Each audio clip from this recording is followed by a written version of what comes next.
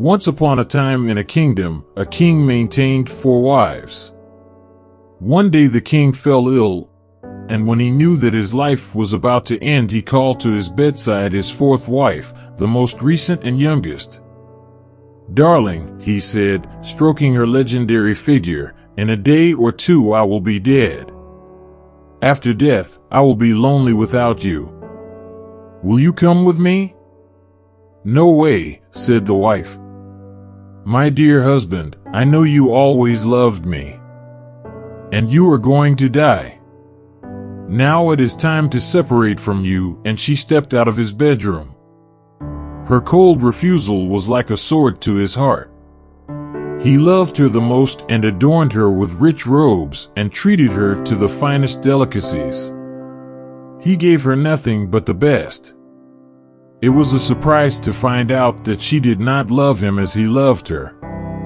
Still, he had 3 more wives, so he called in the 3rd wife, the one he had wed in middle age. He had worked so hard to win the hand of his 3rd wife. She was his confidant and was always kind, considerate, and patient with him. Whenever the king faced a problem, he could confide in her, and she would help him get through the difficult times. "Sweetheart," he said, grasping her tightly, "in a day or 2 I will be dead. After death, I will be lonely without you. Will you come with me?" "Absolutely not," asserted the young woman. "Such a thing has never been done. I will give you a lavish funeral, but after the service I will go with your sons." His heart sank and turned cold. He sent her away and called for his 2nd wife. He also loved his 2nd wife.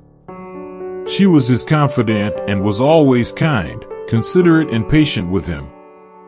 Whenever the king faced a problem, he could confide in her, and she would help him get through the difficult times. She was his most trusted friend.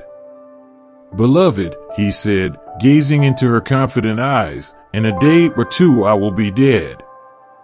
After death, I will be lonely without you. Will you come with me?" "I'm sorry," she said apologetically, "I cannot go with you. I will go so far as your graveside, but no further." The king was devastated. He called for his 1st wife, whom he had known seemingly forever. He had neglected her in recent years, especially after he had met his 3rd wife and distinguished 4th wife. Although she loved him deeply, he hardly ever noticed her. He felt ashamed when he saw her come in ill-dressed and very thin. "Dearest," he said pleadingly, "in a day or 2 I will be dead. After death, I will be lonely without you. Will you come with me?" "Of course I'll go with you," she replied calmly. "I always go with you from life to life." Greatly grieved, the king said, "I should have taken better care of you when I had the chance." In truth, we all have 4 wives in our lives. Our 4th wife is our body.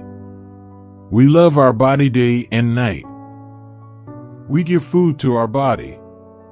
We take care of our body like the 4th wife in the story, wherein the king adorned her with rich robes and treated her to the finest delicacies. But unfortunately, at the end of our life, the body cannot follow us in the next life.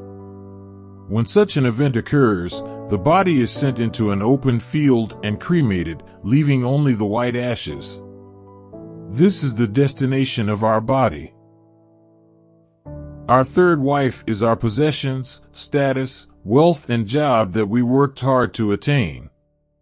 We are attached to these material possessions. We are afraid to lose these material things and wish to possess much more. There is no limit. At the end of our life, these things cannot follow us to death.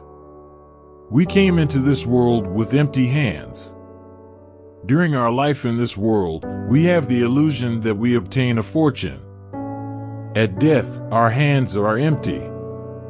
Just as the 3rd wife told the king after the service, "I will go with your sons," when we die, our wealth and possessions will all go to others. Our second wife is our family and friends. No matter how much they have been there for us, the furthest they can stay by us is up to the grave. They are sympathetic and saddened. And our first wife is our karma. Karma is not something that we can easily escape from. After death, it is only karma who will accompany us. Every thought, word, and action we take has the potential to create positive or negative energy, which will greatly affect our next life. Just as the first wife told her dying husband, "I will follow you wherever you go." Thus, we cannot depend on our physical body, our fortune, and our society. We are born alone and we die alone. No one will accompany us after death except karma. So as much as possible, care for your body and keep it healthy so you can live life to its fullest. Enjoy your possessions, the pleasure and the comfort they provide. Cherish your friends and family and the love they provide. But at the same time, don't forget to pay attention to your actions, as it is the source of all your life and will prove to be your most faithful friend. Thank you for watching the video. Please like, share, and subscribe to my channel. See you with the next story. Till then, stay positive and be happy.